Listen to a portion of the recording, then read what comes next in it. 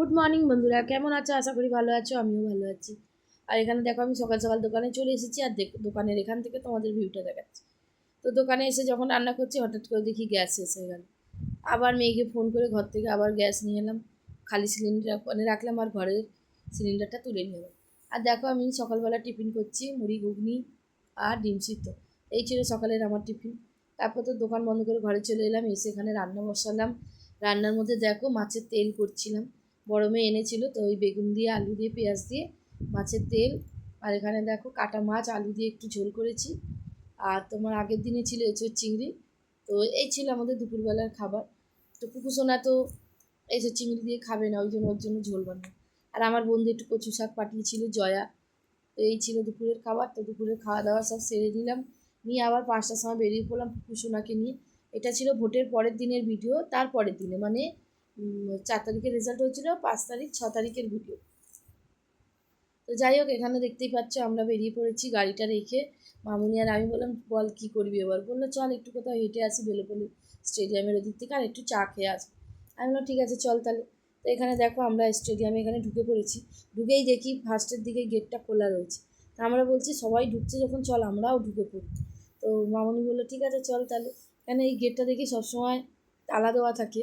তো আগের দিনে একটা ভিডিও দেখছিলাম যে এই তালা ভেঙে গেটটা খুলে দেওয়া হয়েছে, শর্ট ভিডিও দেখছিলাম ফেসবুকে। তা এখানে আমরাও ঢুকে পড়লাম, অনেক মানুষ ছিল, অনেক।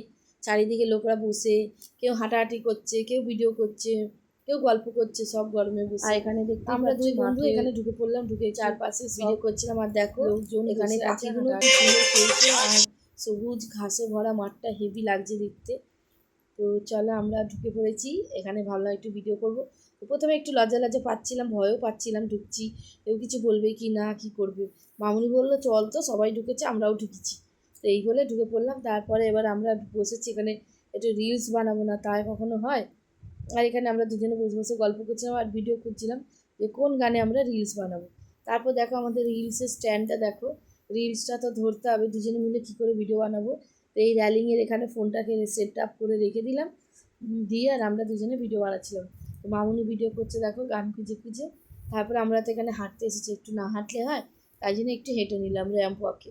এবার মামুনি হাঁটবে, ওকে বললাম যা তুই এবার একটু হেঁটে নি। আর দেখো মামুনি তো এটা মডেলিং করছে একদম। তো একটু র্যাম্প ওয়াকে হেঁটে নিল মডেলিং করে।